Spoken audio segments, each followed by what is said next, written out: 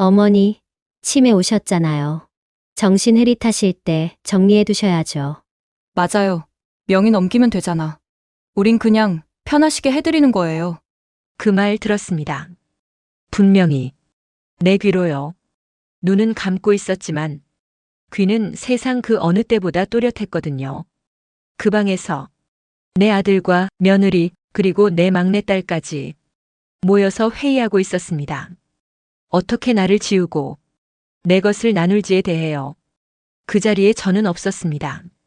하지만 분명히 그 집은 제 집이었고 그들은 손님이었어요. 처음엔 믿지 않았습니다. 설마 그럴 리 없다고. 그래도 가족인데. 그래도 내가 다 키워낸 아이들인데. 근데요, 그 말이 나오는 순간 달라졌습니다. 가만히 계시면 우리도 조용히 끝내요. 나중에 복잡해지면 어머니도 피곤하시잖아요. 유언장도 없고 도장만 있으면 정리되는 거예요. 그 말은요. 죽어달라는 말과 같았습니다. 그 말은요. 이제 필요 없다는 말과 같았습니다. 그리고 그 순간부터입니다. 내 안에서 무언가 깨어났습니다. 나는 사라지기로 했습니다. 그리고 다시 돌아오기로 마음먹었습니다. 단지 돌아오는 것이 목적이 아니었습니다. 그들이 앉아있는 그 판을 완전히 뒤엎는 게 목표였습니다. 어떤 일이 있었는지요? 5년이란 시간이 왜 필요했는지요? 지금부터 말씀드릴게요. 단 하나도 빼놓지 않고요. 끝까지 들으신다면 당신도 아실 겁니다. 사라진 사람이 가장 무서운 존재라는 걸요. 안녕하세요. 마흔 이후 사람 공부입니다. 오늘도 찾아와 주셔서 감사합니다. 구독과 좋아요 눌러주시면 이런 이야기를 더 많은 분들과 나눌 수 있습니다. 어머니, 이거요. 그냥 서명하시면 돼요. 내용은 저희가 알아서 처리할게요. 아들이 내미는 서류는 2장짜리 복잡한 문서였습니다. 명예 변경, 상속 절차 간소화라는 단어가 굵은 글씨로 적혀 있었죠. 나는 모르는 척했습니다. 글자가 흐려 보여 못 읽겠다는 척, 손이 떨려 펜을 못 잡겠다는 척, 그렇게 시간을 끌었습니다. 사실 다 읽었습니다. 그리고 다 이해했습니다. 단어 하나하나 그들이 얼마나 철저하게 준비했는지도요. 묘했습니다. 내가 평생 사랑한 사람들이 나를 벗겨내려 하는 순간이 이렇게 정중하고 친절하다는 게. 어머니, 손이 불편하시면 도장으로 하시죠. 여기 있네요. 아버지 거였던 도장. 그 말에 내 속에서 뭐가 부서졌습니다. 결혼하고 38년 동안 나는 단 한 번도 내 이름으로 된 재산을 가져본 적이 없었습니다. 모든 게 남편 명의였고 그게 당연하다고 여겼습니다.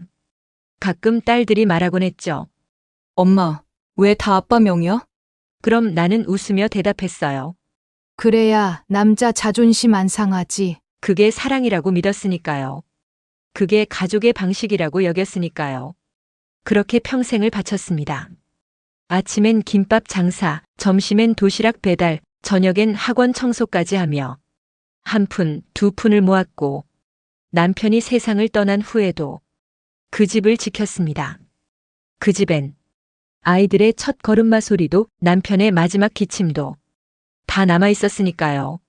근데 그 집을 이렇게 내 손에서 빼앗겠다고요? 그렇게 정성껏 만든 집을 불편하시죠? 라는 말 한마디로 가져가겠다고요? 며느리는 항상 웃는 얼굴이었습니다. 하지만 그 웃음이 점점 얄미워지기 시작했죠. 어머니, 요즘은 다 이렇게 정리해요. 복잡하게 유산 분쟁 가는 것보단 미리미리 대비해야죠. 저희가 편하시게 해드리는 거예요. 편하시게? 누가 누구를요? 나는 모른 척하며 그들의 표정을 지켜봤습니다. 며느리는 말끝마다 우리 가족, 어머니 편을 강조했지만 그 눈동자엔 딱 하나만 있었어요. 확신. 이 사람은 곧 사라질 거다. 이 집은 곧 내 것이 될 거다. 그날 밤 나는 오래된 장롱을 열었습니다. 그 안엔 남편이 쓰다 남긴 수첩이 있었고 한 귀퉁이에 이런 글이 적혀 있었어요. 이 집은 당신 것이야. 나는 늘 그렇게 생각했어. 남편의 글씨였습니다. 굵고 선이 불안한 하지만 분명한 의지였습니다. 그 글 한 줄을 가슴에 품고 나는 결심했습니다. 내가 지금 아무 말도 안 한다고 멍청한 줄 아는구나. 그래 좋다. 지금은 그렇게 믿어라. 며칠 후 내가 사라졌다는 소문이 돌기 시작했답니다. 누군가가 말했죠.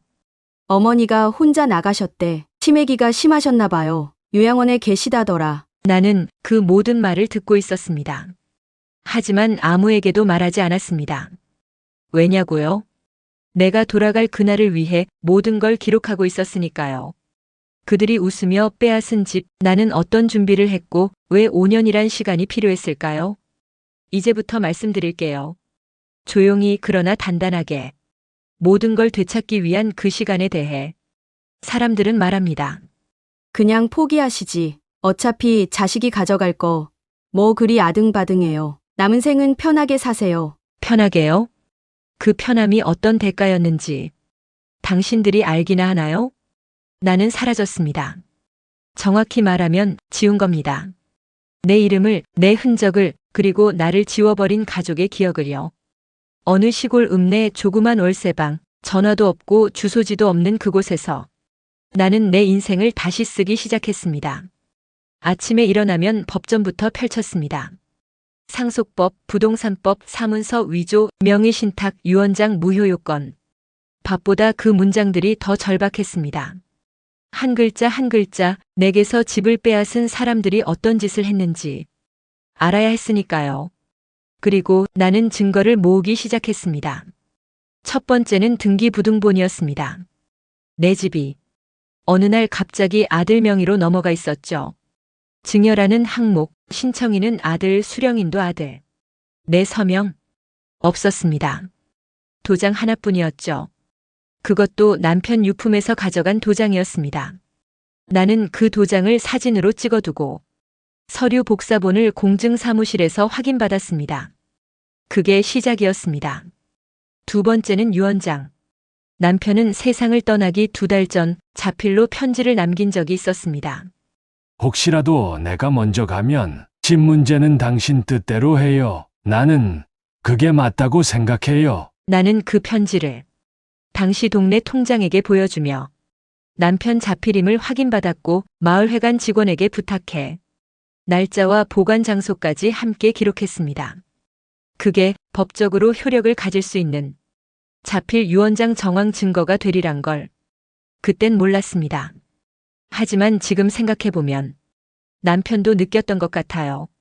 그들이 내 것을 노릴지도 모른다는 걸. 세 번째는 그들 자신의 말이었습니다. 며느리는 늘 말끝마다 요즘 어머니가 기억이 왔다 갔다 하신다고 했고 작은 딸은 그날 어머니가 상황을 이해 못하셨다고 지인들에게 말하고 다녔답니다. 그게 바로 의사 능력 결여 주장인데요.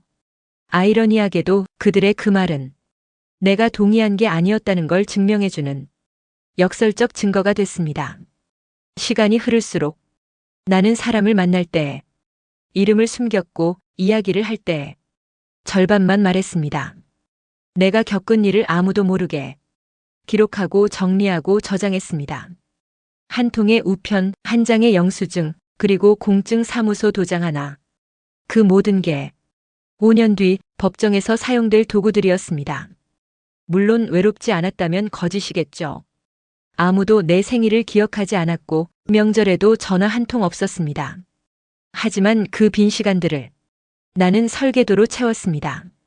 머릿속엔 늘 하나의 그림이 있었습니다. 그 집 마당, 햇살 드는 작은 창, 그리고 내가 그 집 현관 앞에 다시 서는 순간, 다시 말하지만 내 목적은 돌아가는 게 아니었습니다. 돌려받는 것이었습니다. 그리고 그들이 가장 아끼는 방식으로 법적으로 조용히, 단단하게 5년이 흘렀습니다.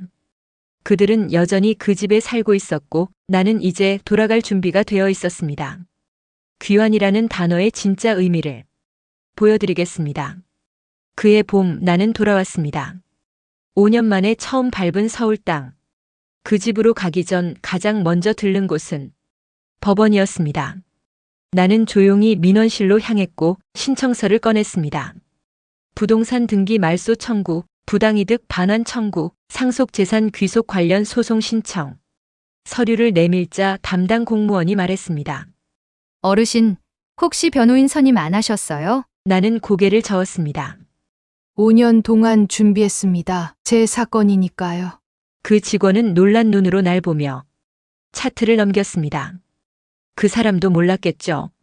나는 그 순간을 위해 하루하루를 살아왔다는 걸요. 본격적인 반격은 내용 증명부터 시작됐습니다.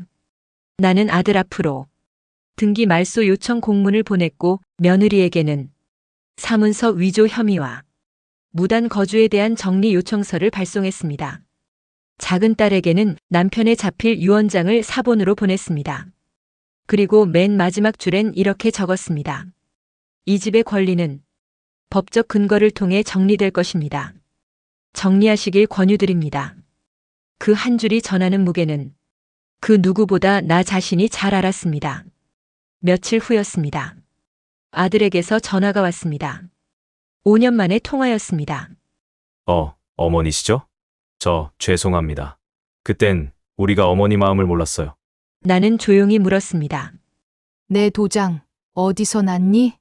그 말에 아들은 침묵했습니다. 그 침묵 속에서 나는 알았습니다. 이제 시작해도 된다는 걸. 그날 나는 오랜만에 그 집 앞에 섰습니다. 현관문 앞에는 화분이 있었고 내가 예전에 심었던 다육이는 죽은 듯 말라 있었습니다. 문을 열자 며느리 목소리가 들렸습니다. 어머니 오셨어요? 그 웃음 변하지 않았더군요. 하지만 그 뒤에 깔린 당혹감은 숨기지 못했습니다. 오랜만에 오셨으니 식사라도. 나는 말했습니다. 식사는 됐고 내 자리나 찾아야겠네. 거실 소파 위 내가 평생 앉아있던 그 자리에 며느리의 가방이 올라와 있었습니다. 나는 조용히 가방을 내려 옆에 두고 앉았습니다. 그 순간 며느리는 묻더군요.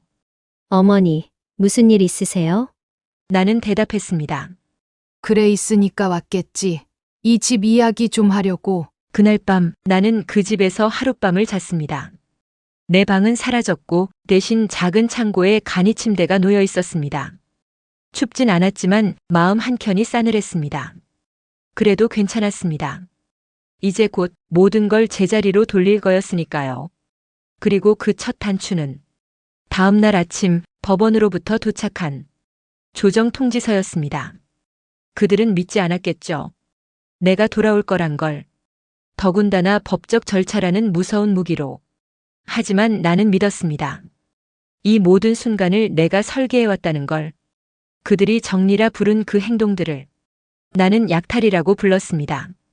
그리고 그 약탈의 대가를 이제 차근차근 치르게 할 겁니다. 조용히, 그리고 확실하게. 어머니, 정말 이럴 거예요? 가족끼리 이렇게까지 가야겠어요? 며느리는 조용히 식탁에 앉아 묻더군요. 그 말에 나는 차 한 모금을 마시고 말했습니다. 가족이니까 이 정도는 해줘야지. 침묵이 흘렀습니다. 그 침묵 속에서 나는 그들 눈빛의 변화를 지켜봤습니다. 그 눈빛은 불쌍한 시어머니에게서 낯선 존재로 바뀌고 있었죠. 법정 날짜는 하루 앞으로 다가왔고 나는 그날 밤 낡은 가방 하나를 꺼내 들었습니다. 그 안엔 5년 동안 모은 증거들이 정리되어 있었습니다. 남편의 자필 유언장, 내 도장과 등기부등본의 대조 이미지, 변호사와 나눈 상담 기록, 공증 사무소의 확인 도장, 그리고 며느리가 직접 쓴 손편지. 그 손편지는 5년 전 내가 병원에 입원해 있었을 때 며느리가 쓴 거였습니다. 어머니, 건강하셔야죠. 이번 기회에 집 명의도 미리 정리해 두시는 게. 그래야 저희도 마음 편할 것 같아요. 그 문장은 조언인 척 쓰였지만 실제로는 계획된 압박이었습니다. 나는 그 편지를 유언장 복사본 위에 겹쳐놓고 한참을 바라봤습니다. 그 둘 사이의 간격이 5년이란 시간이었고 그 침묵의 무게였습니다. 아들은 전화를 걸어왔습니다. 목소리는 여전히 낯설었습니다.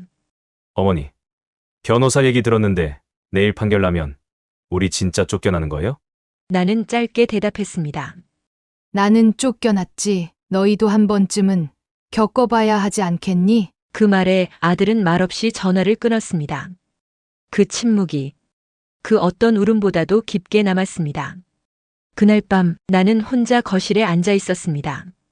이 집 내가 직접 손질하고 청소하고 아이들 낳고 길렀던 공간. 지금은 타인의 손때가 묻은 듯한 낯선 기운만 감돌았죠. TV에선 익숙한 뉴스 앵커가 가족 간 상속 분쟁 증가에 대해 이야기하고 있었습니다. 나는 미소 지었습니다. 내일이면 나도 뉴스거리 하나쯤 되겠구나. 자정이 넘은 시간 누군가 부엌에서 물을 따르더군요. 나는 조용히 다가가 물었습니다. 며느라기 넌 날 언제부터 버리기로 한 거니? 그녀는 멈칫했습니다. 하지만 곧 웃으며 대답했습니다. 버리긴요. 어머니가 너무 고집이 세셔서 그렇지. 그 말에 나는 조용히 고개를 끄덕였습니다. 그래 고집이라도 있었으니 다행이었지. 안 그랬으면 난 진작 거리로 내몰렸을 거야. 다음 날 아침 법원으로 향하기 전 나는 마지막으로 그 집의 문을 닫았습니다. 그 문 너머로 들려오는 소리들, 익숙한 주전자 끓는 소리, TV의 날씨 뉴스, 그리고 누군가 뒤척이는 소리까지 모두 내가 만든 집의 소리였습니다. 하지만 오늘부턴 그 소리의 주인은 다시 내가 될 것입니다. 마지막으로 내 가방 속에 넣은 건 아주 작은 쪽지였습니다. 그 쪽지엔 남편이 생전에 자주 하던 말이 적혀 있었습니다. 사람이 사람답게 살려면 자리를 지켜야 해. 명예 말고 마음이. 나는 그 쪽지를 법정에서 꺼낼 마지막 카드로 남겨두었습니다. 그들이 가져간 건 집이 아니라 존엄이었고 내가 되찾을 건 단지 재산이 아닌 내 이름이었으니까요. 법원 복도는 고요했습니다. 10분 전 도착한 나는 혼자 앉아 창밖을 바라보고 있었습니다. 그러다 익숙한 목소리가 들렸죠. 어머니. 아들이었습니다.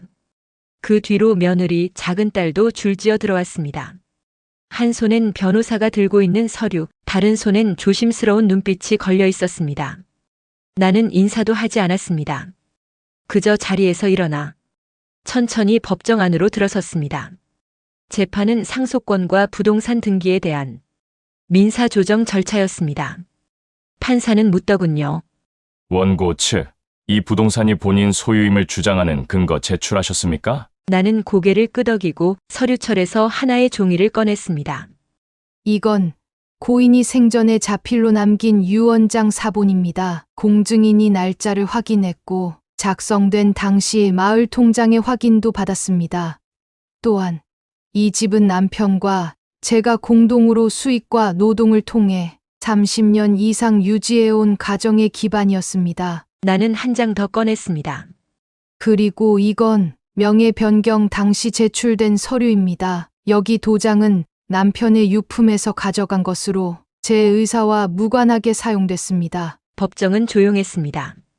판사는 피고 측을 바라보며 말했습니다. 피고 측, 이 도장이 원고의 자필 동의 없이 무단으로 사용됐다는 주장에 대해 설명하실 수 있습니까? 며느리의 얼굴이 굳어졌습니다. 아들의 손이 떨리는 게 보였고 작은 딸은 고개를 숙였습니다. 그들이 말하길 기다리며 나는 천천히 마지막 장을 꺼냈습니다. 그건 5년 전 며느리가 내게 보낸 손편지였습니다. 어머니, 이참에 정리해 두시면 저희가 참 편할 것 같아요. 도장은 저희가 챙겨뒀으니까요. 걱정 마세요. 판사는 다시 물었습니다. 피고 측, 이 문서에 대해 설명하시겠습니까? 이 편지는 강제성이 없었다고 보기 어렵습니다. 그때였습니다. 아들이 입을 열었습니다. 어머니가 반응이 없으셔서 우리가 그렇게 해도 괜찮은 줄 알았습니다. 나는 웃지도 않았습니다. 그저 조용히 말했습니다. 그래 눈 감고 있으니 죽은 줄 알았겠지. 그런데 난 듣고 있었어. 그 말 다. 조정 판결은 내려졌습니다. 부동산 등기 말소, 상속 분배 무효, 위조 정황에 대한 별도 소송 진행 권고, 재산은 내게 돌아왔습니다. 그리고 그들은 그 집에서 떠나야 했습니다. 법정을 나서며 며느리가 조심스레 다가왔습니다. 어머니 이럴 줄 몰랐어요. 정말 이렇게까지 하실 줄은. 나는 멈춰 서서 말했습니다. 그래 가족이라 믿었는데 집으로 보셨더구나. 그럼 죽은 사람처럼 정리해 드릴게. 기자가 법원 앞에서 묻더군요. 어르신, 소감 한마디 부탁드립니다. 나는 짧게 대답했습니다. 집이 돌아온 게 아닙니다. 내 이름이 돌아왔습니다. 집은 다시 제게 돌아왔습니다. 하지만 문을 여는 손이 처음처럼 가볍진 않았습니다. 거실엔 여전히 그들이 쓰던 쿠션이 놓여 있었고 부엌 찬장엔 며느리가 사다 놓은 양념통도 남아 있었습니다. 나는 하나씩 비웠습니다. 치우는 게 아니라 정리했습니다. 그 집은 5년 전에 그 집이 아니었습니다. 그리고 저 역시 5년 전에 그 사람이 아니었습니다. 며칠 뒤 동네 사람들이 찾아왔습니다. 세상에, 어르신이 진짜 이겼다며? 그게 말이 돼요? 집을 다시 찾으셨다고요? 나는 웃으며 차를 내왔습니다. 이긴 게 아니라 내 걸 돌려받은 것뿐이에요. 그 말에 누군가가 조용히 말했습니다. 그래도요, 멋지십니다. 요즘 같은 세상에 그런 결심 쉽지 않죠? 그제야 조금 가슴이 먹먹해졌습니다. 그 누구도 몰랐으니까요. 그 5년이 어떤 시간이었는지.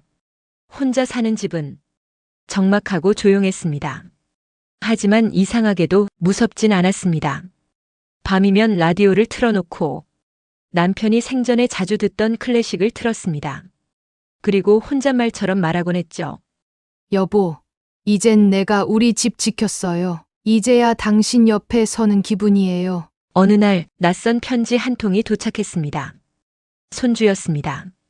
오랜만에 보는 그 아이의 글씨는 떨리는 듯 섬세했고 봉투엔 이렇게 적혀 있었습니다. 할머니께 늦었지만 진심으로 미안하다고 전하고 싶었어요. 나는 조용히 편지를 접고 편지함에 다시 넣어두었습니다. 그리고 생각했습니다. 이 아이만은 내가 사랑했던 그대로 남아있기를. 그 후로 나는 동네 도서관에서 상속법 무료 강의를 시작했습니다. 처음엔 몇 명 안 오더니 어느새 어르신들이 하나둘 모여들기 시작했죠. 나는 말합니다. 자식도 좋지만 자기 이름은 지키셔야 해요. 가족이니까 이해해줘야지. 그 말, 때로는 가장 위험한 말이에요. 그 말에 어떤 어르신은 울면서 말했습니다.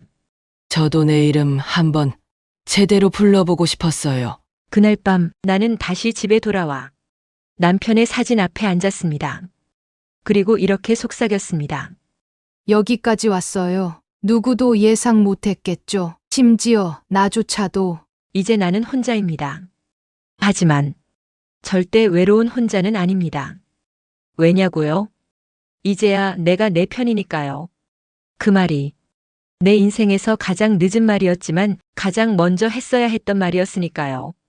그리고 혹시 지금 어떤 말도 하지 못한 채 가족에게 밀려나고 계신가요? 누군가를 위해 침묵하며 자신의 자리를 잃고 계신가요? 그렇다면 이야기하세요.